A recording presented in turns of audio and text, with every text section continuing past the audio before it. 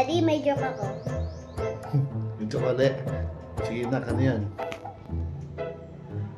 Ang tawag mo sa doktor na hindi permanente sa hospital? Doktor na hindi permanente sa ospital. Meron ba nun? Yes. O anong tawag doon? Eddie, oncologist. Oncologist. Oncologist. Oo nga. Daddy, meron pa isa. Sige nga, ano pa isa?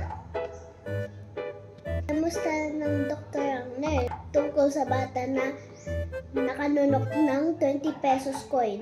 Sagot ng nurse. O ano sinagot ng nurse? Ayun, Doc.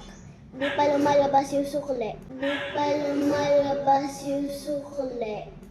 No. It's not no joke. And do like the videos and share it.